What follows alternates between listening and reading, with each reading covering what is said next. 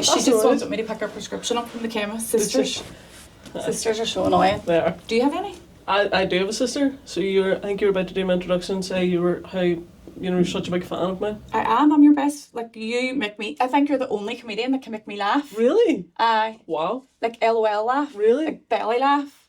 Aye. So we'll get into all that. My favourite. I don't know what to say. We should have talked about what I then say after. Like, do we just go into the thing? Or I should be like, yeah, just like... You did make me fucking really laugh. And I wet myself a wee bit as well. Oh, fuck, I know. Oh, Jesus. Are you alright? Yeah, I don't even know. Steve, if that doesn't record, I am fucking not doing it again. No. So what am I supposed to say? Is it alright? Oh, aye. Alright. So what am I supposed to say after that, or do we just cut? That will just cut it. You banging your fucking head. That's classic. Yeah. She shit herself before you came, so that's why she would have fussed herself. That was good acting skills. Was it? I don't know if mine was. I was just like... It's just blank expression. I was like, How was it even acting? It was a voiceover. You couldn't see me. that's still That's acting. how good I am. That's still acting. Hopefully I get a wee roll of that. Oh, fuck, I'm great. alive. And we're live. Let's go. Okay. So, Emer, thank you so Jen. much for coming. No You've been... worries. I'm not going to talk about you being an hour and a half late. I wouldn't do you like that. I'll not talk about the first time we recorded this and you guys lost it. That's a deal. That's a deal. Oh, I'll just cut all that out. Right, so we're doing this again actually, but it's so much different because it was from a few months ago and I was very inexperienced, so I'm even more inexperienced now. So let's get right into it. And anyone listening, let's go. Who is Emer Maguire in your own words, not ChatGPT or what anybody else says? What do you say? Who is Emer Maguire? In what way? I guess I'm a comedian, musical comedian, obsessed with music. I'm someone who fell into comedy by accident. I just love the crack and I like doing shows, I like writing songs. And you can't get paid for writing songs in your bedroom on your own and no one listening to them. No. So I guess that's why I do them in public. So yeah, an accidental comedian.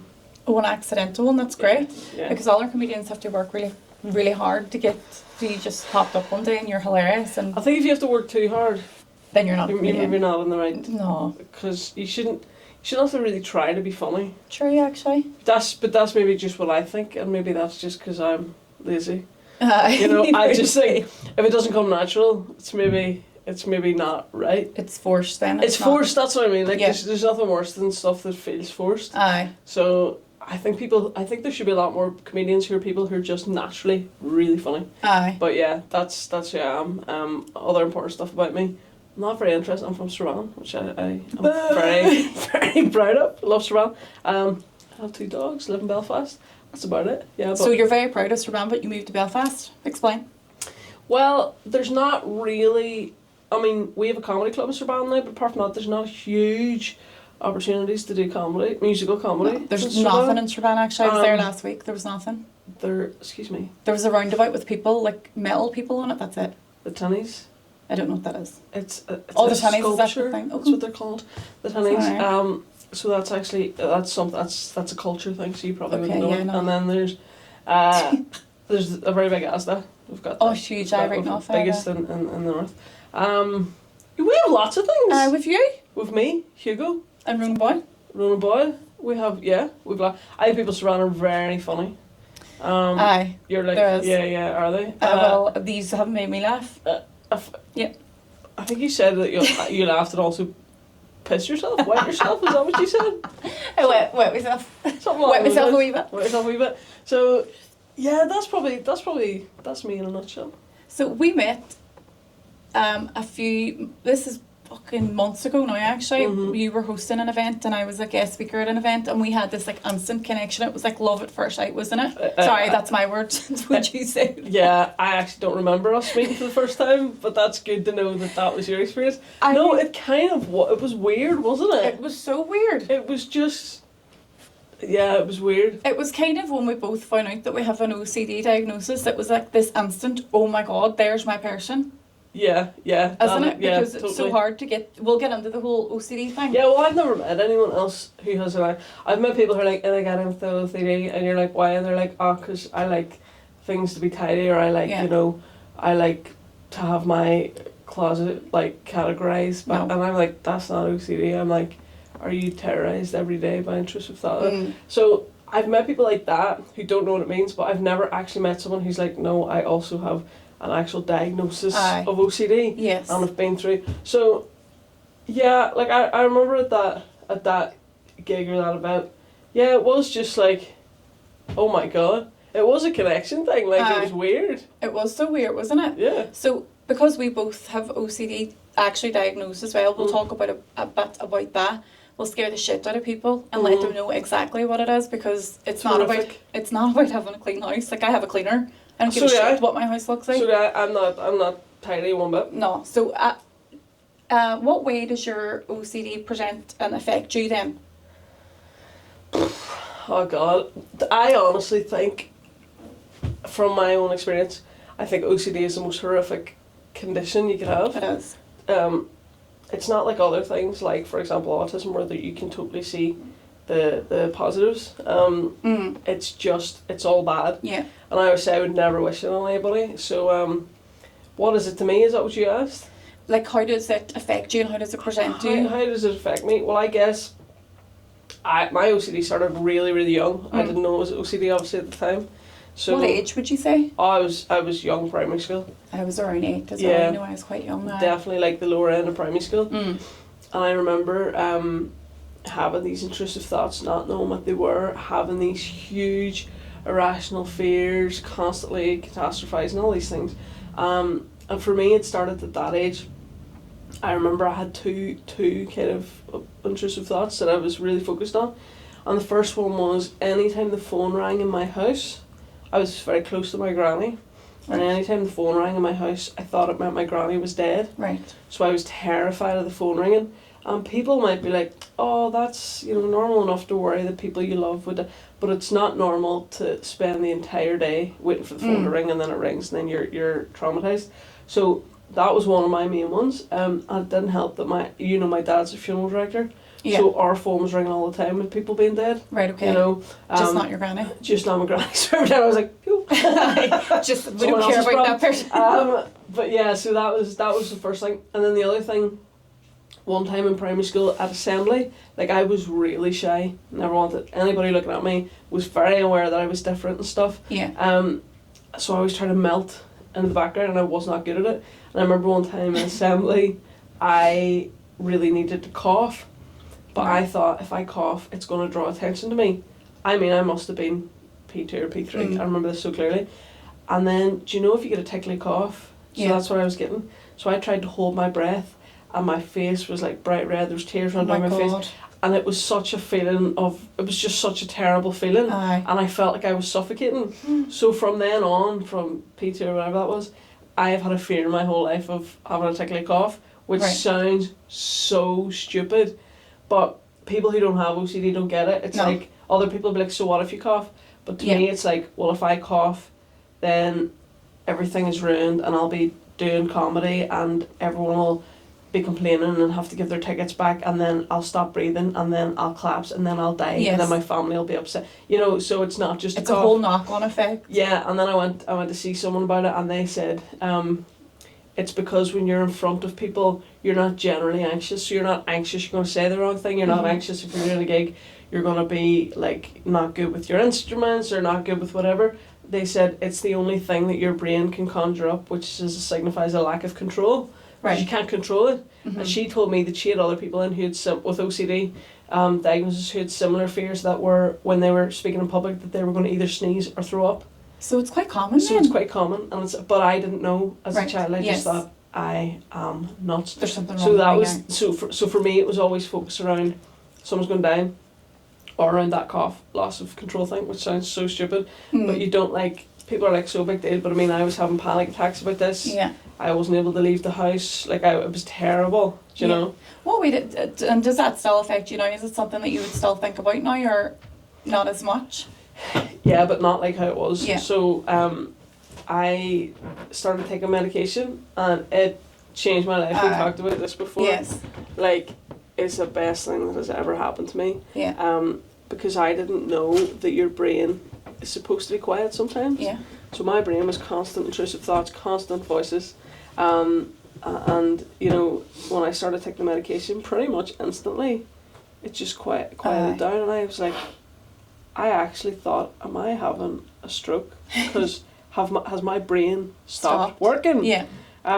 But it was just that it was and I stopped having panic attacks. I stopped, like, I left my career in speech therapy, and like the OCD was a big part of it, you know. Yes.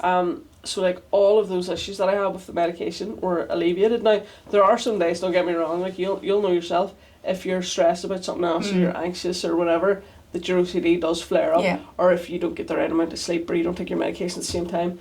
And I'm so disorganised that I very often forget. I have like a village of people who have to get my medication into me. Oh, really? Yeah, because I just can't.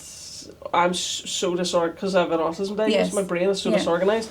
Like I can't tell the time. I can't do any of the things that would kind of facilitate you to take your medication. So like when those things happen, there's like a perfect storm when my OCD's back, and then that just makes me think, God, this is such a chemical thing. Yeah. It's like being diabetic. You're diabetic, you take your medication. Yes.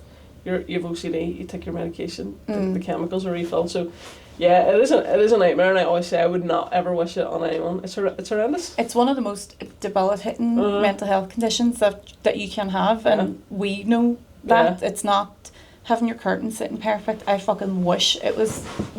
That's what OCD was, or having your picture frames perfect. It's like mine's was like yours, horrific as well on my mind, to the point that like anywhere that I am, like that door right now open over there. Yeah. If there's a door open anywhere, Steve, can you close it?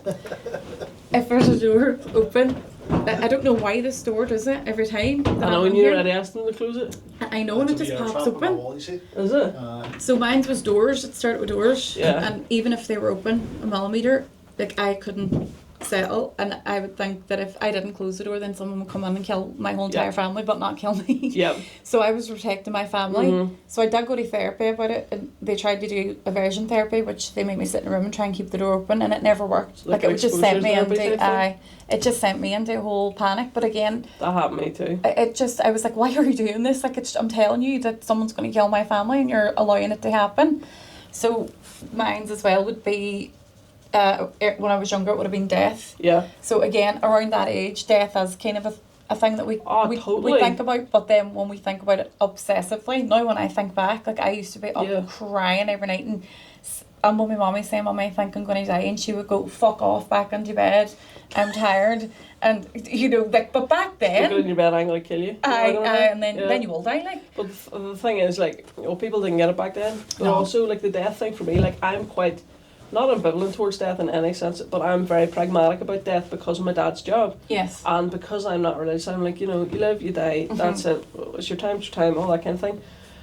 But it was about death, but to me it wasn't really, it was, because it started about my granny, who was someone that I loved so much. Yeah. So for me, it was about her being taken away from me. Yeah. It wasn't really even the death aspect of it. And even when I thought about, I'm going to cough and then I'm going to suffocate and not breathe and I'm going to die, it was about my family are going to be so upset. So it's that I wasn't able to kind of cope with the pain that I thought was going to be there. Do you know what I mean? I know, I get that, Yeah, but it is like awful. And like, see people, I kind of hadn't really thought about medication. But I had to go to a psychiatrist because I thought this is horrendous, and I was in a relationship at the time, and like it was really affecting my relationship because like how can you have a relationship with someone who's constantly panicking and can't leave the house and are constantly having irrational thoughts and things? Like it's very hard for the other person. It would be so draining, wouldn't it? Oh my God. And like I was just like I need to sort this out, and then I went and medication was suggested, and I was like, I'd been through the CBT. Yeah. Same as you, it didn't work for me. I then learned later on, typical CBT doesn't really work if you're autistic. Right. You have to have a modified type because it's too abstract. Yes, yes.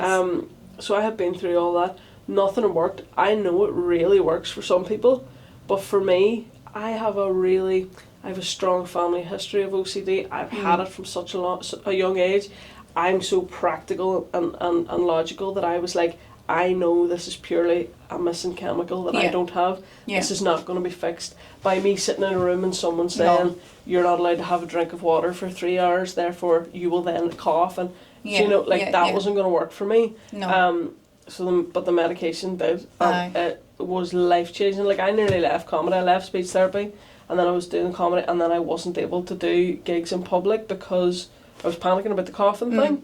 And then I nearly quit but it was purely because of the OCD. So it did basically ruin your life. Absolutely. Yeah. So totally. I am very pro medication for me, and I don't like saying that because a lot of people be like, no, I would rather go the natural route. Well, so would I, but like nothing's going to work for me. You know, I need hard drugs right now to get these thoughts away. So I left it too late to the point where I actually was in Grange, but then I was admitted in a psychiatric unit, and because my OCD was just out of control, and then I was starting to think hear things and stuff. Then lose touch with reality, like hallucinate and stuff. Disassociation was happening. That's the point that I was at too. So I thought like I need to go on. So we had the conversation.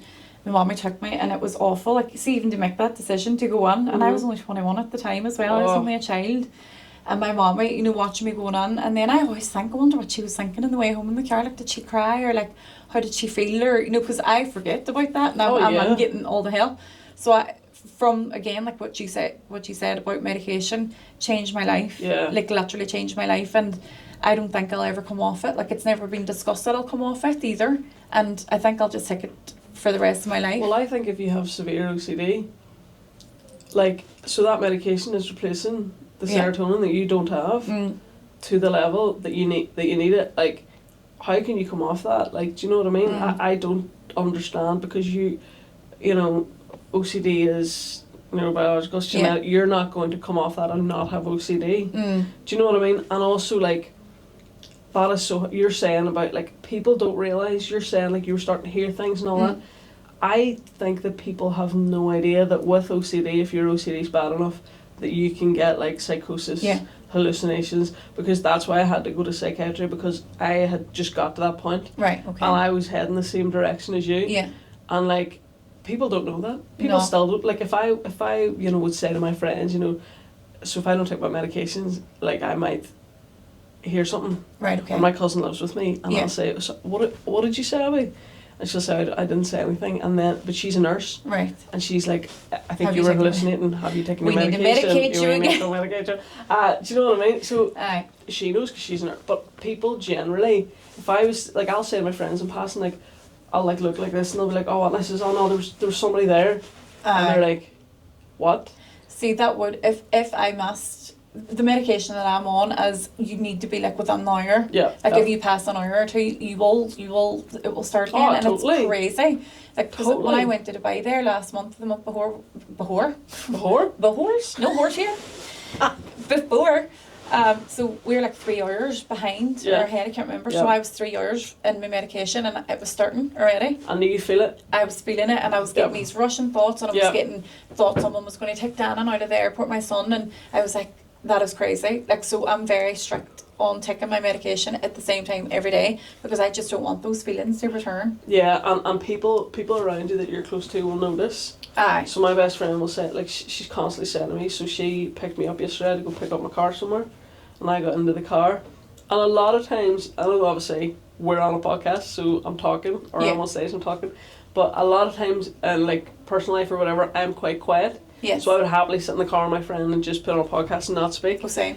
And I was chat, and let me tell you this, and all over the place, and she was like, have you taken your medication? And I was like, no. But is that a bad thing? Like, were you having the obtrusive thoughts, or were you just like... It's like my thoughts were racing so much, mixed with it, that I could not stay.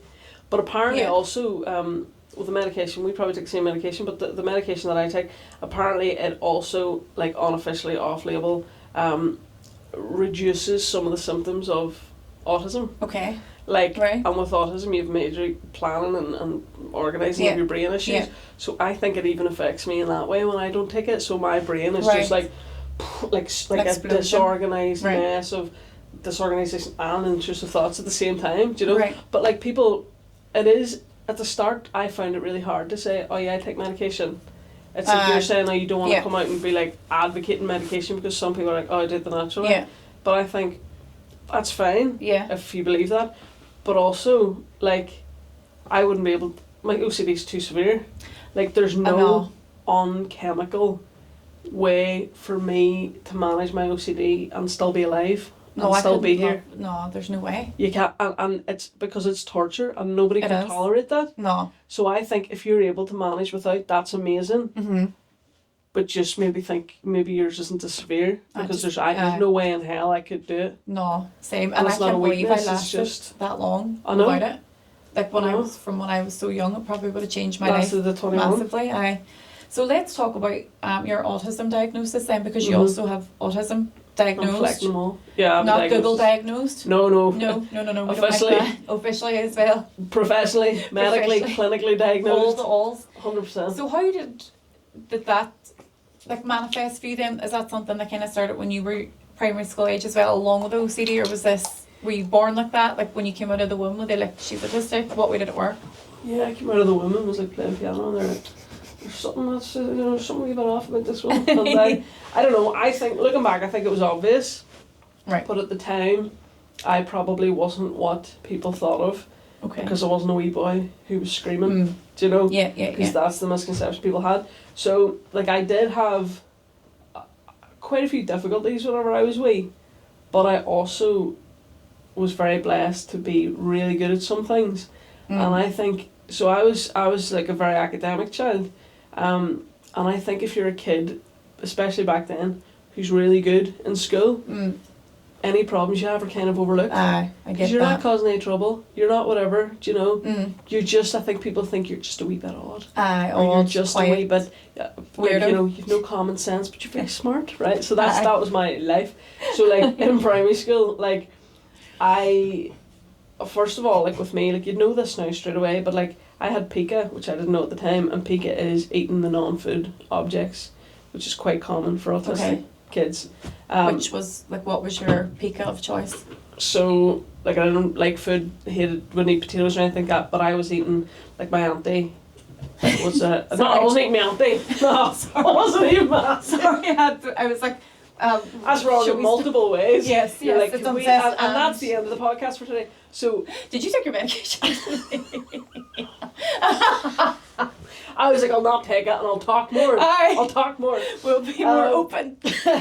So I was eating different things, and my auntie was my like babysitter, Right, childminder, okay. whatever.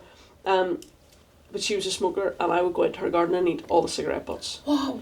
And like Swallow them and all? oh, eat them. Delicious. I love them. And like apparently that's not hugely uncommon, and then apparently there's autistic kids who have a nicotine addiction. They've never smoked. Because they eat cigarette butts. Right, okay. And I think like things have to be extremely strong for me to taste them. Right. And obviously that's a very strong taste. Right. So I had cigarette butts. She came up to her bedroom one day and I was sitting on the bed. I was a kid, like I was maybe 5, and there was blood like all over my face, and I was eating an ornament on her bed. Like a ceramic thing? A delf delf, ornament. my A delf ornament. I don't remember Dolphins delf. or something? I don't know. So I was eating that big ornament. Like I ate through my bunk beds. Jesus Christ, I like a know. hamster? I had the wallpaper off my bedroom. Remember the textured wallpaper? Aye, the bubbles. Anybody Aye. needs that off their house, just give me a call. Do you know what? I used to do that. like But I used to just pick, I never ate anything. That's it. No, I Do you ate ever it. watch Willy Wonka and they lick the fucking wallpaper? That was that you. you? No, that was you. That was me. I was munching it down. Everything. What else did I eat? I used to eat my wee brother's hair. Right, that's getting weirder. I know. Getting weirder. Maybe you should have took your But, medication. I know, maybe I should have been too open. But it's a really common thing That for is so- autistic kids. That is Stones. The more typical things to eat are like muck, stones. Yeah. I did eat those things too, but like anything. I had an aerial off a mobile phone once. Like, you know, whenever mobile phones were like big. You used to have to pull the aerial Yeah, as so well. my cousin, he must have got a new mobile phone and he was on us, so he gave us the old one, must have been the So play what one. age were you then? 25? it was last year. It was probably about this size, and I ate it and swallowed it. And Like what age were you? And like what was everyone saying around? Were they not like, maybe it's time to see a doctor here? Emer's eating the wallpaper. everybody just and- thought I was quirky. But Jesus see, Christ, there's quirky and do you then know what I think it was too? People didn't know, right? Yeah. And also, like, people were just like, very fussy eater.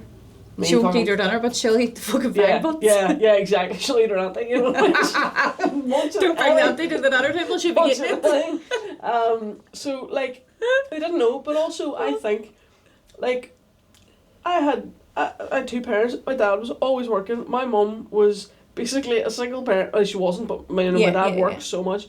You know, basically a single parent who worked full time, who had 4 children in very quick succession. Are you a middle child, joint middle? I'm a joint middle child. Do you know what I mean? Like, how was my mum supposed to... Like, I think she knew it was weird, but didn't really...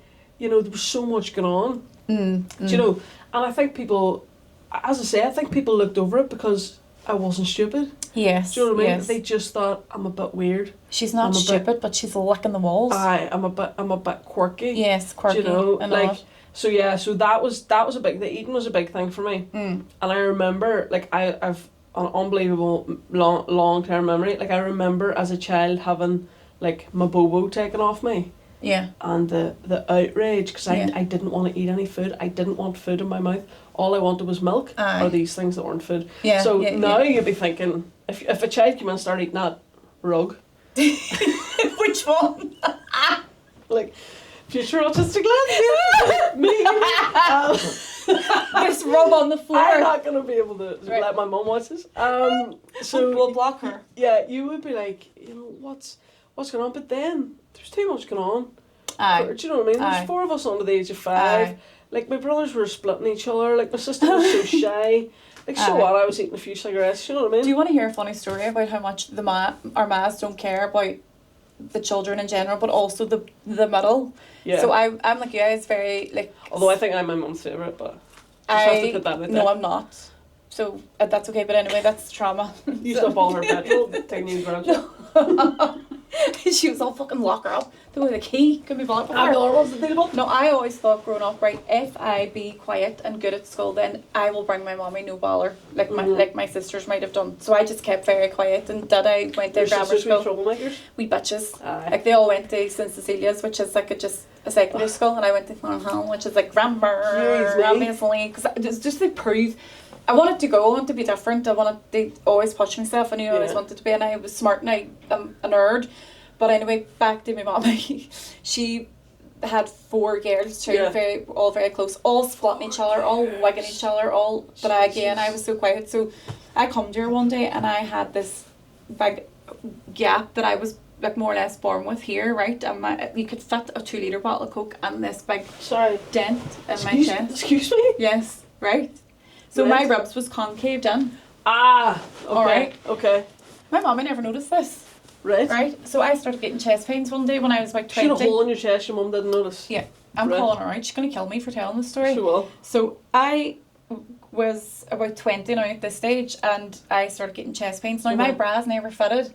And people I used to be like, my bra is not fitting, and they'll go, it has to touch your skin. Yeah. That's how you know it fit. But my gap was that thing that you could slip the 2-litre bottle down. Massive hole in my chest? I put it over the Coke? So it was really, really dented in. And I went to my mommy and I was like, Mommy, I have this weird dent. And she didn't even look away from the TV. I said, I have that too. So I thought, all right, okay, this must be a woman thing, you know, like we didn't have the internet. Yes. So I didn't know that a hole in your chest is not normal. So I thought, my mummy has this. Yeah. This is totally normal. So again, I had chest pains. I went to A&E and they brought me straight in and they were like, you have a thing called pectus excavatum. You were born like this.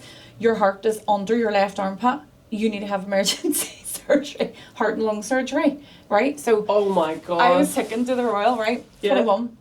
Had the heart. 21 was a hard year for you. That was like every year you were. That's the year you were. What do you call it? In Grinch as well. Aye, but what do you call it? Like what they did to Brittany. You know. Guardianship. Aye, kind of institutionalised. Institutionalised. I was going to say, did someone have guardianship over me? Because I can't really remember that year. They probably wasn't your man anyway. She was like, no thanks. She was like, she ain't got nothing but student debt. Yeah. But I went anyway, woke up from the heart and lung surgery, and my mommy was like, oh Jesus, are you alright? And I was like, no.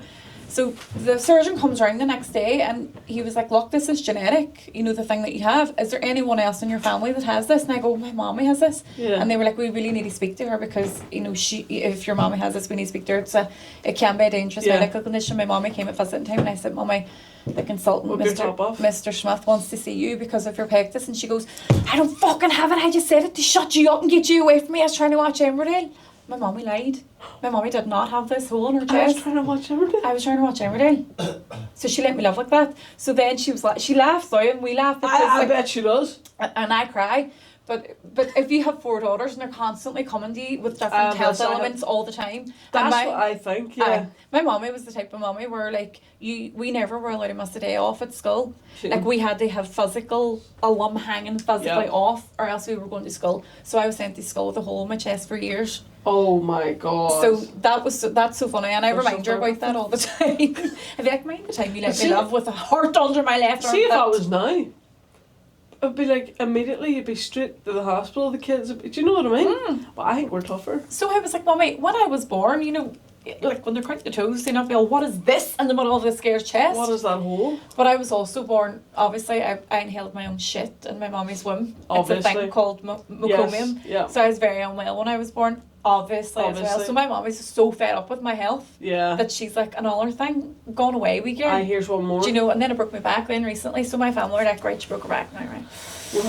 We're like fed up now. So attention. if I get hit by a bus, like no one's going to be surprised, no one's going to come visit me or anything. They're just so fed up in hospital. Like they're so fed up with probably the grave as well. Yeah. No, they'll come be like, my dad will do your funeral. That would be great. Good price. Make sure my makeup's nice and my eyebrows are shit. I'll get my dad to do it. I'll get him to do makeup. You mentioned as well a lot. Sorry, we were talking about autism there. Oh yeah. So how did you get the formal diagnosis? So there were all those things as a kid. I was problems eating, problems with organisation.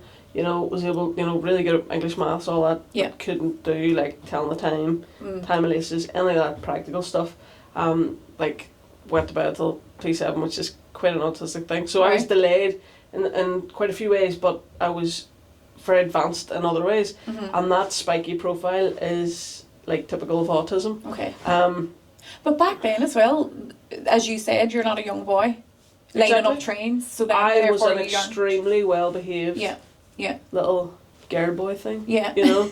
like like I was so now I wasn't well behaved at home because I got home and just ate your brother's hair. Yeah, I was obviously trying so hard at school. You were masking all day. Masking all day. Yeah. So I get home and go nuts and climb over everything and whatever. But I was generally a really good child, but I was so shy. Right. So those are all issues. But then whenever I was getting older stuff, like people would make jokes to me, like people would always, like at uni there was this group of girls who called me autismo, which actually it's probably bullying when you think about it. Yes, roughly. yes. Was this before or after your diagnosis? Oh, before. Well, my sisters call me autistic. Yeah. And I have no diagnosis whatsoever. Yeah. So that's bullying as well. I think so. I call out your whole family here. Do you know what? We're coming, bitches. Yeah, we're coming. I'm going to stop tell it all the way. Morning after pills, I had to go on and get fees and all. That's such a sister job. Like my God, the many I've had. Not for me, obviously, but you don't have to worry about that. That's fucking great. Oh, it's the best. I think that. I mean, we're getting sidetracked, but I think that all the time. I'm like, that's the best part. That is the best. Because see the constant worry. Like I'm celibate now. 2 weeks. So. Oh, that's a very good. Well done. It's been about fucking 2 years, so I don't need to worry about that. But I still worry every month. Well, that was one of my OCD worries when I was a child. Right. So I learned at one point how people have babies. Okay. And horrifying. For you anyway. Absolutely repugnant. No, thank you.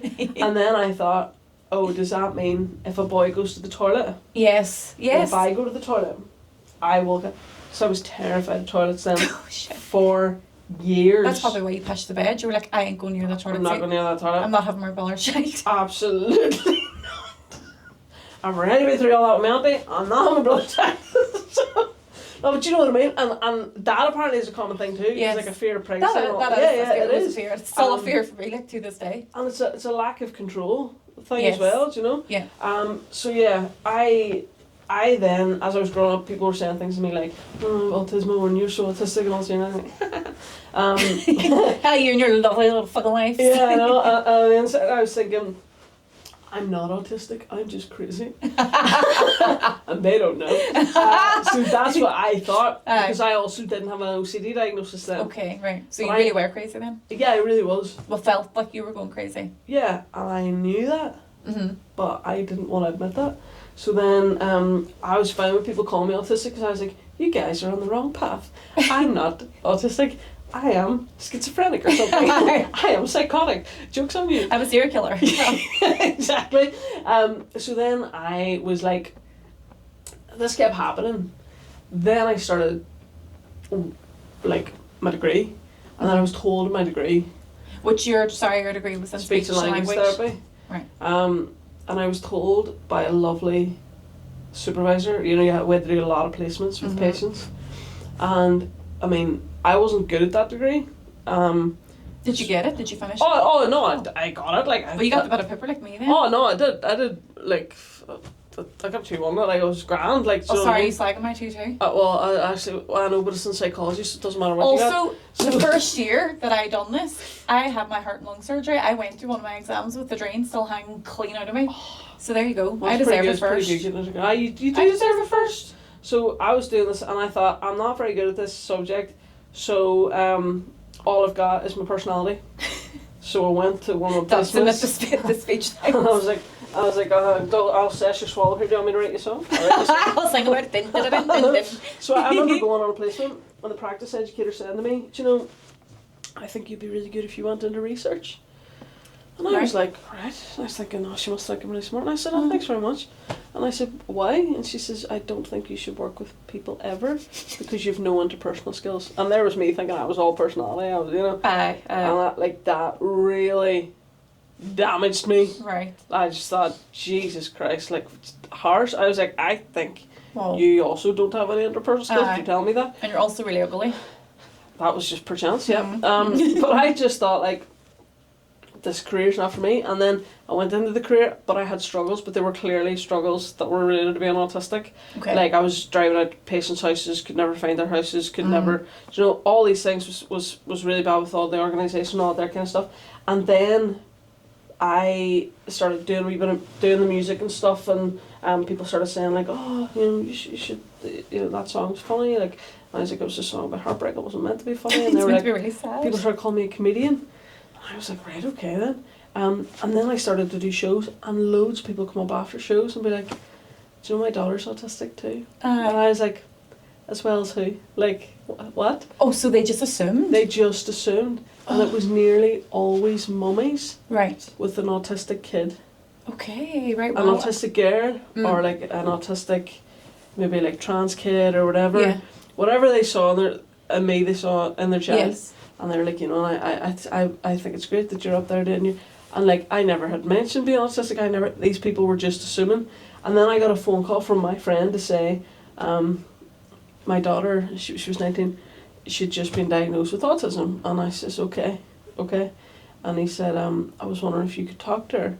And I was like, about? What about? Like, sure. Like in wallpaper? Like, but, well, like, I didn't know what he meant. I thought he meant just like a social. Yeah. And he was like, it's just, I think you could maybe talk to her about what life is like as an autistic female. And I was like, but sure, I wouldn't know. Like, I wouldn't know what life's like. And then he was like, but so obviously. He also assumed as well? He was like, obviously you're autistic. Obviously. And I was like, no, I'm not. And he says, but surely you have a diagnosis of autism. And I was like, well, we've been friends for years. Right. And he just assumed that I was autistic. And so all these people were assuming, but I didn't. That's crazy, aye. Isn't that weird? Aye, that is strange. So then whenever I had to go, my OCD got really bad. The kind of features of autism that I had just spiraled as well. Right. You know, because everything was just really bad. And because I couldn't leave the house at times because of the OCD, then I was having like social anxiety, which I don't have, but it was obviously like kind of autism related. So whenever I went to psychiatry and they said about me having OCD, there was just this feeling from everyone that there was something else there as well, that there was a few more things that weren't explained by OCD. Right. And my best friend is an autism diagnostician. Who? My best friend. But who? What do you want her number? First name, just? No, because I know someone. Mick McKenna. Oh, right, okay. It's in Belfast, so I don't think you'd know her. No. Who do you know? Jude Morrow. Oh, no, well, but he's not a clinician. Well, he owns the diagnostic centre here. Oh, yeah. Yeah. So she's a therapist like I was, Yeah. but she's a diagnostician, so she does diagnosis day and day, and then after I got the OCD diagnosis, she kind of sat me down and was like, we should probably have a talk, because there's clearly something else going on here, and nobody really wants to say to you, but everybody kind of knows. Right. And I'm your best friend, and I cannot not say this anymore. Right. And she said, like, you are, like, autistic, like, it's as plain as anything. Like off the Richter scale, like, autistic. you are. And I was like, no, I'm not. And then she said that she had always thought it about me, but she kept thinking, Emer's too empathetic and too connected when you're talking to her. Right. So this is someone who's like a real specialist, and she was Right. like, no, she was like, you're autistic, but you're too connected, you're too whatever. And then she went to some lecture, some training, and they talked about people who are autistic who were extremely empathetic and extremely connected, and she said it was like a light bulb moment, and she realised that was me. So she said, like, she was like, I know you are now, and she says, but you know, maybe you should think about an assessment, because it can be good for people to know. And I took it so bad. Oh, were you devastated? Yeah, because I thought, this is such a common thing. If you're autistic, you'd be a real perfectionist. And if someone says something about you and you think it's a flaw, you go mental. So I was like, I thought she was saying there was something flawed about me. There's something wrong with you. Yes, and I was already so, like, I felt like I'd spent my whole life trying to pretend everyone else that there wasn't anything wrong with me. So I was nearly so embarrassed that somebody saw it. That your masking wasn't masking. Yes, yeah. As good as you thought. And I was fuming, and I was like, you know, that's not fair, and you know, you can be different, and you don't have to, that doesn't mean you're anything, and it doesn't mean whatever. But she literally probably spent a year educating me on people who were like me. Okay. And like, God help her, because I wasn't receptive. But she was you were like in denial almost. I was in denial. I was upset, and you're not meant to say that because it's not PC, but I was upset. And I thought, this is what I genuinely thought. No, I've already been told of OCD. You know, I'm already gay. I don't want another thing. That's what I thought. Which is so stupid. But I just thought, I've spent my whole life trying to fit in. I've stood out. I've always been different, and I haven't liked it. I don't want one more thing that makes me different from other people or will make other people see me differently. But she just, for a long time, you know, people who are autistic are, you know, usually better at music. People who are, you know, tell me the good things about it. Which is actually probably the kindest thing anyone's ever done for me. And was a real, like, that's a good friend. Marker of our friendship, because anyone else would have given up, do you know? And if I don't want to hear something, I don't want to hear it. And she just kept going, and I thought, right.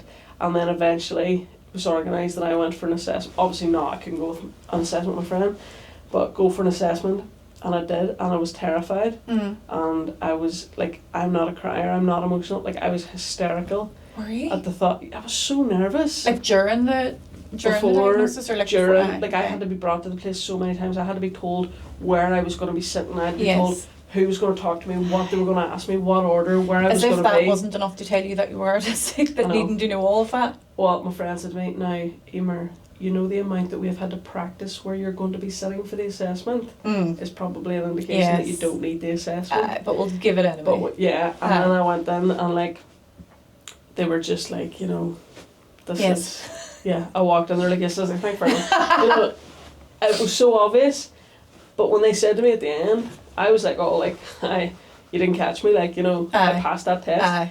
And because I thought, like, I'm doing really well. I thought it was a test as opposed to an assessment. I thought it was a test that if I passed, I wasn't autistic, and if I failed, I was. So I was trying really hard, and like trying to get everything right, trying to get everything perfect. And then at the end, the woman, one of them, because there's a few people assess you, obviously, and they have to all agree. So the person was like, I just want to tell you before you leave here, I know that you've approached this as a test and you think you've passed with flying colours, but you are 100% autistic. And so they tricked you? Well, she was like, I don't want you to leave here and come back and be I really want to just tamper your expectations you know. Yes. Because she says, like, I can tell you're going out of here really smug as if this is a test and you got an A+.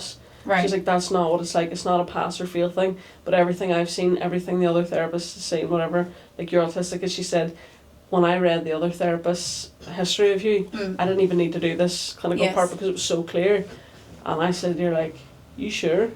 And I was like, I don't think so. What about this? What about this? And Aye. I was really like arguing You with just her. did not want to be autistic. I didn't want to be autistic. And I afterwards went outside, I was crying, I threw up, I was Oh my really God. upset. But then my friend was like, you know, it's all good, it's all okay. But I think it was also because I was afraid that was going to make things change and make people treat me differently. Yes. And it did make things change because that kind of was, I was in a relationship for a long time, for 11 years, and that kind of assessment was the start of the end of my relationship. Really? Yeah, and like, it signified like a really big change in my life. Did you she know? not, was it on her terms, like was she like, you have too much going on, or, you know, in what way did having autism then affect your long-term relationship? I think it was just, so a few things had happened, like, I'd been sick, I was in the hospital, I was in there, like, you know, you've got a clot in your lung, so I had that. Okay. Then straight away I had the OCD diagnosis, then pretty soon after I had the autism thing. So I think it was just a lot of stress for one person to deal with. Kind of like my mummy with me, she's like, fuck Yeah, this. yeah, like Put her in a psychiatric it's unit. hard, and like, you know, we've gone out for so young, and I think it was hard for someone to think that they might, you know, be with someone who was going to have some issues. Long term, for the rest of their life. For the rest of their life. Aye. Whereas, you know, when we first met, it was just quirky, and you know, my quirks were fun Yes. and enjoyable, but actually now they were officially clinical. Yeah. Do you know what I mean? Yeah. Like, and I was going to have, because I had OCD as a lifelong thing, I was going to have issues and all this here. So I think it was just a lot, do you know? And that diagnosis then, I think people generally say if you're diagnosed with autism, the more you learn about it, you become more accepting of yourself and you start masking less. Right, yeah. And I totally started masking less. And I don't think that was the version of me that my girlfriend had fallen in love with. Right. I think she fell in love with Okay. a very masked Right. version, Right. where I was always trying to do what everyone else wanted, where I was always trying to fit in. I didn't want to stand out, I didn't want to get bullied, I didn't want to, do you know what I mean? So I was just being more and more myself, and that just didn't happen to be the person for Yes. that person. Yeah. So yeah, it was a lot of changes, and then we had a house together, and I had to, you know, find my own house, move in with my brother. So there was lots of changes which didn't help. No, but change is not good. It's not good. But the more I learned about autism, the more I felt settled with it, because I was like, this actually explains me, and there's nothing wrong with me. And the best thing was, I was like, I'm not crazy. I spent my whole life thinking that I am mental. Yeah. And trying to keep that from everybody.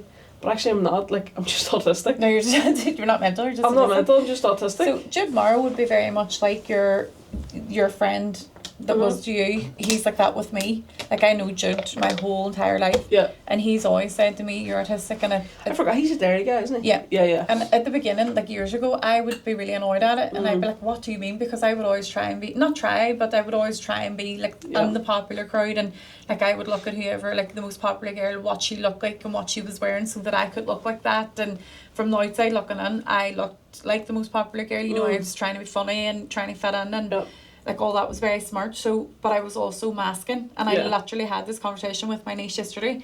On nights out, like I don't go out because I can't be in a room with crowds. Like I just can't can't do that. I won't put myself through it anymore. But back when I was younger, I would have forced myself. So for nights out, going out when I was younger, I would be vomiting all day with anxiety. Yeah. With the thought of going out. Yeah. I would have to put fake tan on. I would spend my entire night feeling every bit of the fake tan on my skin. Counting down the minutes till I get to leave, an acceptable time to leave. Like my friends call me Houdini because I just slept out, and that was me gone. So that was exactly what I used to do. Never say goodbye. Yeah. Would it be okay if I went? Would it be so uncool if I left? No, it was always so uncool. Yeah. And I used to have to be absolutely paralytic drunk before I got into that nightclub. Yeah.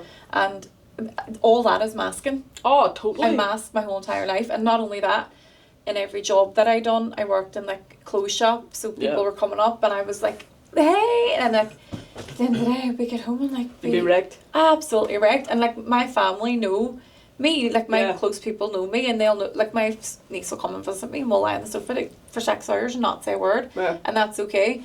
But my circle is so small because of that, because I can't mask anymore. But I think that's a good thing, because I think it's harmful to you.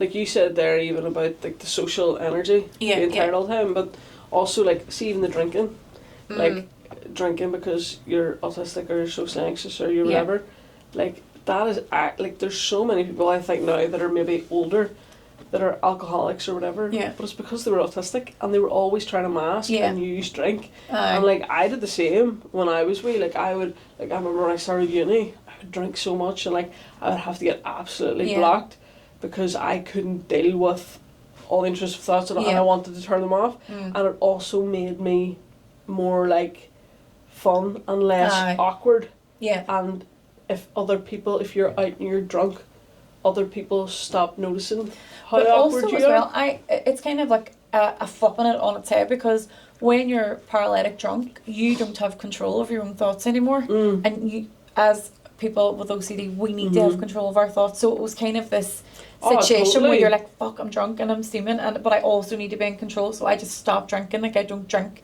much anymore because I probably would be a raging alcoholic if I let it continue. I think like I always say to people, like drinking and OCD don't go together, because drinking really exacerbates your OCD. Yeah. And it also makes, well, the medication, I don't know about your medication, but it makes my medication not work. Right, okay. So it's like if I drink, my medication I've taken doesn't work. So I'm back at normal OCD level, and then drink exacerbates your OCD, so it's way worse. So say for example, if I go on like holidays with my family, and if they have like, say like a drink with dinner, like if I think my OCD is in any way not 100% great, I'll just be like, I'm not going to have anything to drink just because my OCD is not great at the minute. Well, that's good that you can say that. I didn't know that when I was younger. No, you know, I used and I to thought always it helped say, in the short term, but I mean for weeks after that, it is not good. I used to say a lot, like, I can't go out tonight, I'm sick. Yeah. Like, I can't drink, I'm sick, or I'm on antibiotics. Instead of just saying, no, I don't want it. Like, I can now. Yeah. Like my family know not to offer me a drink with my dinner because I just don't have one. Well, I would still get the odd message to be like, you know, like, because I'm single and, you know, I've got, say, friends or cousins my age or whatever. Like, I mean, my cousin texted me recently, was like, oh, come on out, we're in town, let's go. Aye. And I was like, no, and she's like, oh, just come on ahead. I get that. And like, normally she'd be like, oh, just, but I wrote back, which I would never used to do. I would say it to my, like, immediate family, I wouldn't say it to other people, but I just wrote back and says, my OCD isn't great at the minute. Yeah. So I can't drink. Yes. Because it makes it worse. Yeah. And she just wrote back and was like, that's no problem. Aye. So I think if you can, it is good, because if you kind of say to people, and like even like my parents and stuff who didn't really know anything about OCD, and even when I first told them that I had it or whatever, did not get it and did not get the taking medication. Yeah. I do say to them now, you know, and like my mum is constantly trying to get me to take my medication, very like on the ball with it, always ringing me, always calling me. And if I say to them, like, okay, I couldn't have a drink just because it affects, you know, they're great. Like, people understand if you just tell them. It is good when you get to that level of understanding, but the masking is horrific. Oh. But we'll move on now. You also mentioned that you are, in your own words, a big, massive, raging lesbian. When was that? Never. You never said that. Like, ever. Like, so how did that diagnosis come about? That diagnosis came about when I was about 7, and there was an episode of Friends on, and I saw Rachel Green, and I thought, Jesus Christ. No, does that mean I'm a lesbian as well? Did you have the same feeling? Oh, Jenna, I think you might be. I don't know. Oh, she's alright. Like, I liked her hair. She's alright. Rachel! Jennifer Aniston? Yeah. She's more than alright. I don't know. I do remember watching Friends for the first time in primary school and feeling really weird. Feeling a wee twitch down there. Just feeling... but you know, as kids, like, you do have crushes as kids. Like, as a kid, you do. Oh my God, yes. I just remember being like, wow. Like, wow. And I just thought, oh my God, like, she's like an angel. Like, she is just... There was something, and I just felt something, like, here. And you fell in love? Yeah, I think so. Oh. Absolutely. I was like, oh my God, like, she's perfect, like, she's whatever. And I never, ever in my life had a feeling about a guy. And also, I just thought when I was a kid, if we ever played getting married in the street, in our wee street, I was always the groom. Like, there was no I wasn't my choice. Right, okay. It was like, right, Emer, you're the groom, you know. So everyone just assumed all these things about you, but they were right. So it was assumptions and they were correct, they were facts. But I think I've always been so obviously gay. I mean, I've always, you know, I've dressed like this my whole life, just in slightly smaller clothes. Does that make you gay, though?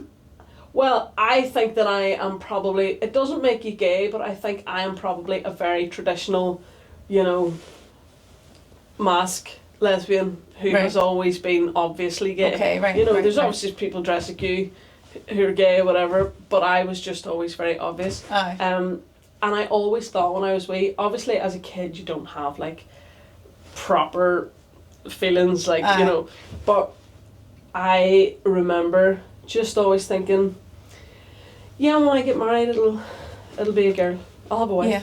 And I remember thinking that like P1, P2, like, Oh my God. and it wasn't because I thought, oh, I fancy women, or because I didn't have that capacity. Yeah, yeah. I just thought when my sister gets married, my sister will have a husband, my brother will have a wife, my other brother will have a husband, and he's gay too, Right. and I will have a wife, and that's what the That's norm the is. way it is. And like, I never, ever had to say to my siblings that I was gay. I was going to ask that. Did you ever have to have the conversation with your siblings or your parents or anything? Well, with my parents, yes.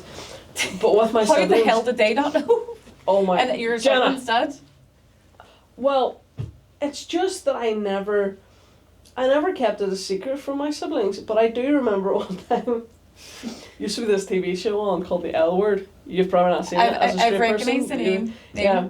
So it's about this group of gay women who live in LA, and they're all Right. so cool and everything. Right. But it was out when I was about maybe 14. And it's amazing, like, it's a real, like, everyone who is a lesbian watched it. Right. Like, it was, because there wasn't really gay people on TV. No. And this was proper, it wasn't like every 10th episode girls might have kissed. It was all these women, they were, you know, some of them were married, some of them were having kids together, some of them were having an affair. It was just like a real Carnage. adult TV show, Right. but all the characters happened to be women. Right. It was just very, like, real life. It was brilliant. Right. But I remember, like, I used to stay up late to watch it. When everyone went to bed, Right. I'd creep down and watch it, right? That was your porn. It was! Like, it was! Do you know what I mean? And I remember, but I was also kind of learning about, like, what it was like to be a gay woman. Do you know what I mean? Yeah, Like, it's yeah. quite educational. So It was I for remember, educational it was for purposes. educational purposes. But I remember watching that one time. And I was watching it. There was this part where these two girls kissed in it.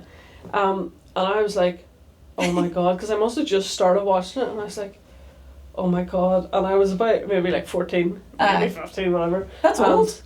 Yeah, I know, but I'd never seen anything like Yeah, that. yeah. And I remember pausing it and being like, oh my God, and rewinding it. I watched it again. And rewind it, watch it again. Jenna, this was in the pitch black in my living room. I heard a knock on the window. And I was like, oh my God. It was. It was my brother. So he had come in the back gate. He was He's watching it He was watching me, watching this on repeat. on repeat over and over again, like these two girls. And I thought, oh my God. Now, I had absolutely shit myself because I thought it was my parents. Right, right. I was terrified for them to know, like terrified. Right. But it was my brother, and he came in What did he say? and he looked at me. He's probably loving it as well. It's all rewind, rewind. So this is the brother I always thought was gay, and he is gay. Oh, he was probably turn off. So he 2 came in years? and he looked at me, but he's 5 years younger than me, so Right. he must have only been like, I don't know, 9, you know. Okay. Oh, And he looked at me, and I looked at him, and I was like, please don't tell Mum about it. And that was it. And he never said a word to me, and he went, never brought it up. No, I don't even know if he'd remember that. So that happened, and then so he knew, obviously. yeah. Then my straight brother and sister, I never said to them, but I just remember having my first girlfriend and bringing her to the house. My parents were on holiday. I must have Yeah. been 16 or 17. We were kind of having a house party. My sister brought her boyfriend and I brought my girlfriend. I didn't say, Yeah. this is my girlfriend, or, oh no, I like girls. Oh, a no. big comment, oh no. I didn't say anything. Yeah. And like, my sister is the most straight-laced traditional person in the whole entire world. Yeah. She never asked me anything. And then I had an aunt whose cigarettes I used to eat, Yeah. who's just like the loveliest person, and she's dead now, but Oh, God. I remember me and my cousin who were the same age, my cousin saying to her when we were 16, 17, oh, and I have a boyfriend, and you know, he's this and he does this and he's whatever, and and she's like, oh right, my auntie just turned to me and said, and now this is like in an estate in Strabane, like 20 years ago, this is not now where everybody Yeah. knows all about everything. And she says, and Emer, do you have a boyfriend? And I said, no. And she said, do you have a girlfriend? And I was like, yeah. And she was like, oh, that's good. And there was nothing else. Aye. And then I was with my girlfriend in Strabane in the town, and my sister said to me that my other aunt said to her, I saw Emer with a girl in town. Yeah. Is that her girlfriend? And my sister said, I think so. And that was it. So nothing was ever... My straight brother used it to blackmail me a few times to get stuff, you know, for the parents, which is what siblings do. But apart from that, there was nothing. But I was terrified to tell my parents because I thought, you know, gay was a bad word when we were younger. Okay, yeah. If there was ever anybody on TV, anything even slightly gay, it was turned over. Okay. I'm not watching that. Yeah. Do you know, my dad's funeral director, my mum was, her training was as a religion teacher. Okay. So my parents are somewhat religious, so I was terrified to tell them. And I was in a relationship with my girlfriend for like years, and we were living together before I told my parents. Oh, did they think that she was just like a housemate then? Yeah. Right, okay. And I drove down home, and I cried the whole way down home because I thought I'm never going to see them again. Oh, Emer. I know, and I had everything that I had, and like everything was packed out into my car because I thought I'm never going to be allowed back in this house.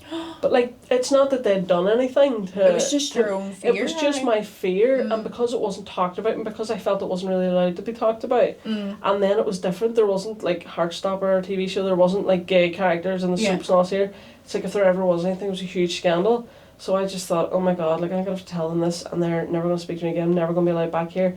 And I thought, my wee fucking brother's gay too, the bastard. But I'm 5 years older, so I could go first. So I went and told them, and like it was, like I was hysterical. Like I couldn't hardly get it out. Aww. And it was like initially very rocky. Okay. Like, but they were shocked. And Right. I don't know how. Like they were really shocked. Like my mum was so shocked, and took her like a good while to get around it, and like she didn't understand it, and she didn't know anybody else gay, and you know, so she does now. she does now. But see now, like I felt like I've spent a long time trying to educate them. See now, my mum is like you know, going around telling everybody that I'm gay, or if she meets, she's like, Emer, I met a couple the weekend, a lovely couple, two girls, you know, and they have a daughter. You know, like now she's like so pro-gay and pro, but she will say to me, it's because she didn't know anyone. That is totally like, that's circumstance. That's because, you know, here, whenever my mum was growing up, anyone was gay left. She also had to do a lot of learning then. Oh, a lot. Along with you, you know, at the same time. Like, I'm trying to think as a parent, what way, but now again, we're living in a society where it's nearly like, it's not as, not frowned upon, I'll not use that word, but it's not as big a taboo, and it's also like, have to remember, my parents growing up in the church were told that's wrong, and they believed what they were. Fucking who? I know, like they believed what they were told. Do you know what I mean? And like, I just think that that's circumstance, because now I always think if people don't like people, or people hate people, it's usually a lack of education. Yes. So I thought, I'm just going to try and educate them. I'm going to challenge things that they say and blah blah blah, because, you know, what's the worst that could happen? Well, they don't talk to me. I was already prepared for that. Yeah. Do you know? So like, seriously, my mum now, like I went home a couple of days ago. I had a gig down home, and like, going from someone who when I came out was like upset, you know, just didn't get it, didn't know anything about it. Like, I went home the other day and my mum was like, oh, there's a present in your room. And I went in. Now, bear in mind, like, my parents are still, you know, they're religious, they go to mass and all here. And I was in my room, and there was like, I have like a sock collection, I'm obsessed. Right, I noticed. There was, and there was, she bought me these socks that were like pride socks. Oh, and very one good, had like all the pride rainbows, and the other said love and all's here. And she got me it, like, because it was gay. Like, really gay. See if I had been like 16... Yeah. I could never have imagined that ever in my life was going to happen. And I was so jealous of people whose parents knew they were openly gay and were fine with it. So like, to me now, like my parents are like so accepting. They know now that it's totally normal. They just, that's not how they were brought up. They were just not educated They enough just weren't they just weren't educated. Whereas now they're just totally very open-minded, very whatever, you know. That's amazing. I'm so happy that it did turn out that way for you, because you were absolutely traumatised going down. My heart hurt. I was even hearing that. I was, and like I said, like I'm not a crier, but I was hysterical going down and practicing what I was going to say. I could imagine. And like practicing my exit. Do you Oh. know how to leave? And like my brother was my gay brother was in the bathroom listening, and like I was thinking, like as I was telling him, I was thinking like, please don't say anything too bad because I don't want him to hear that. Yeah, and then Because I don't want it to be like this for him. Mm-hmm. Do you know? So it was really, really difficult. And then of course I had to say, yeah, and you know my best friend that I live with, we're a couple. And we're expecting a baby. We're getting married. So yeah, it was hard, but I think it's amazing now that people can come out and it's not a big deal. Yes, I totally agree. Because it was horrendous. See growing up and see being, I was the only person that I knew was openly gay. You in were my the only gay in the school. village. I was the only gay in the village. Aye. And like I had the source out to Thornhill for a girlfriend, you know. Oh right, see the best lesbians come from Thornhill. Oh, they absolutely But I do. mean- They were probably in your what age are you? I'm almost 37 now. Oh, a bit My- younger than you. Around me. No, younger than you. You're a lot older than me. So shh, Ancient. shut the hell up. Right. I hate to rush on, but we literally could talk all day. I know. And I want to know what your 5-year plan is. If you have a 5-year plan. Do you have a Like, year plan? professionally? Yeah. I No, barely what- have a plan for the rest of the day. I'm already going to ask your personal 5-year plan. Like your personal 5-year plan doesn't include me. You sort of rated as we're best friends. We're born in the same ward. That's 6 years true. apart. That's true. Let's see. What's my 5-year plan work-wise? Mhm. Because I never meant to do comedy, I never had a career plan for it. Right. My career plan was do my job that I was doing and not get fired. That was honestly my career plan. Okay. Good career plan. Yeah, that was the bar I had for myself. But now that I've been doing comedy, like I've been doing bigger and bigger gigs, I've been getting like more and more of a following, Yeah. which is great. My next gig's in the Opera House, and it's sold out basically. Like there's a Amazing. couple of seats left, and it's not for 6 months or something. That's a big you deal for are me. doing amazing. It's a big deal whenever I didn't get like famous on social media or have that huge following or anything.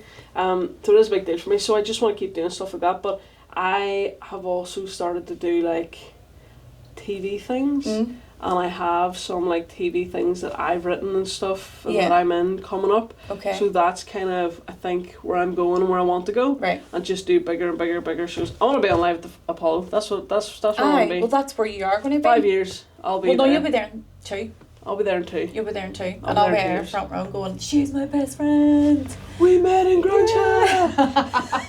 We could be She's there. fucking We could be nuts. there. Pitch. Did you take your medication? I know. Your jokes don't make sense. No, everything doesn't make, she does not make sense. This is her, guys. This is her. Yeah, so that's probably that's my career plan. Just kind of keep going. Like I do work a lot. Like so, just Oh, you do? work as much as I can, Yeah. do as many gigs as I can, and just try and get like better and better, more of a following. Aye. And I do a few things along the way. Like I'm supposed to be doing an album this year. Oh, really? Yeah. With Oh, I love how you slip that in. Well, I'm supposed to be doing an album. It's because I forgot. Right, okay, who forgets that? You, Me, obviously. I forget everything.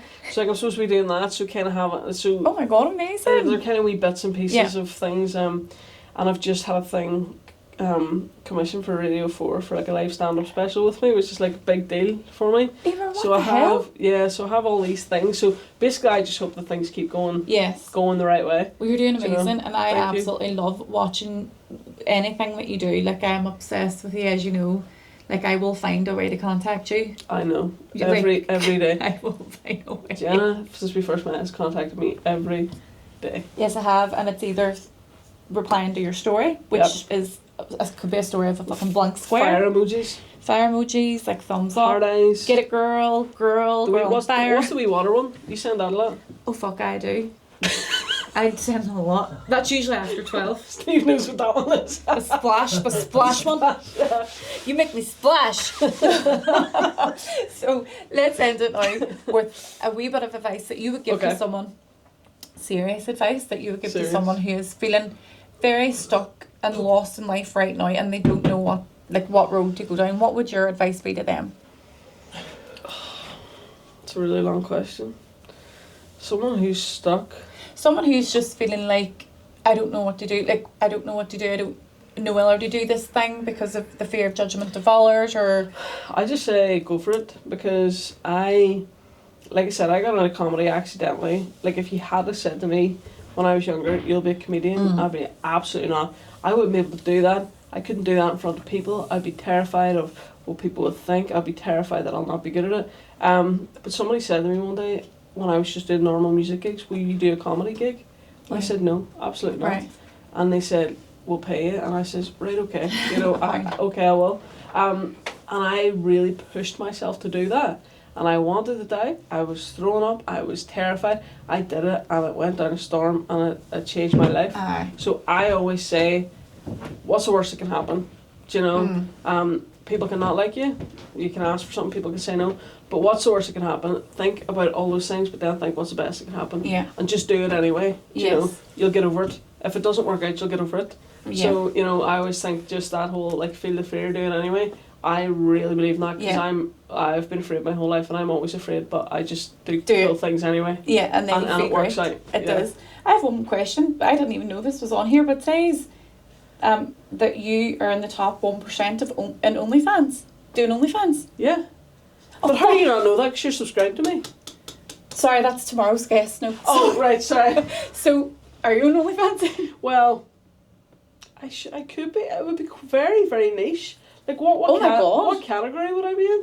Fuck, there's so many. Eating objects. Oh my, naked? Eating objects naked? Naked. That what's... Like, It's like naked, butch lesbian, Every- eating objects. Who is that, a butch lesbian or a teenage boy? That would be a very, very That niche. would be so good. You would be in the top fucking 0.5%. Yeah. Can I watch? You can be in it. Oh my God, we can do. Could we? I'll do feed you. Oh my God. But I actually do have an OnlyFans model coming on tomorrow, and she's in the top. I can see why you thought it was me. I Why can the see. hell did you not ask me tomorrow? Who is it? She's called Megan O'Neill. She probably came up in your. She's from the north. Northern Ireland, North of Ireland, wherever. How much is she a month? Is that how it works? I don't know, Steve. Is that the? Is that how it works? That's why people subscribe to mine. Oh, right. Well, okay. we need. I'm asking the scared taps Oh, I do. because I'm fed up working. I just want to get. I was going to say get my babs out, but I have none. Get your hole in. Get your hole in your chest. Double holes. We'll see what I can do with the Coke bottle. So that'll be amazing. Drinking the Coke. That's revenge. Those yeah. are yeah. Do you know what? We could have an OnlyFans where it's just like everything goes wrong. Do you know? It's like people who are into like really clumsy. Like, do you know virgins that have sex for the first time? Is that gonna be us? That will be our OnlyFans. Awkward OnlyFans, we'll call it. Awkward OnlyFans. That sounds so good. Aki fans. I love how our piece of serious advice turned Yeah, into sorry. a whole holler. It was because I thought, oh my God, she knows about my secret OnlyFans, but then you didn't. That's amazing. I actually think I like see people who do OnlyFans. I'm like, get it, go for it. Anyone that wants to do anything, Yeah, it's their life. it's their life, and it's them making the money. 100%. And I if mean, they're, if I looked, oh my God, if I had I mean, I tats, know I'm a 9, but if I was you're a 10, you're a fucking 9.5. Thank you. Well, do you know what? No, but see, if I was FaceTimed really- me this morning, and when I answered, you says, "You look really lovely the day," and I said, "The day." Am I fucking stinking every other day? Like, what do you mean? Do you know what? That is such a girl thing, right? So I said to you, oh, you look really nice today. Like, I was just being, like, nice. And But you could have dropped the And today. you were like, oh, they normally like minging. They normally like went on a rant there. No, like, I minging. didn't. Normally I they're wasn't minging. cheeky. Do you not think No, I'm but you beautiful? could have dropped the today. You should have said, sorry, you could have said, for future reference, oh, you look really lovely. Okay, you look Instead really, of, you look really lovely today. You look really lovely. So then I'm saying, Always. going, oh, I rotten every You're like, other did I day. look minging? I told you the last time I was here that you look nice. Well, that was fucking months ago. I need more validation Oh, than that. sorry, So keep it coming sorry. daily, right? Every I time I will. message you, Every time the I'll squirty respond. emotions. I send them back. And I'll say, You sent me the hand one and the squirty things and the finger things and the squirts and all. I think we need to cut it here because we're way off from one. yeah, And that my mum will let me is watch a this. wrap. Thank you so much. That was fun. Thank you.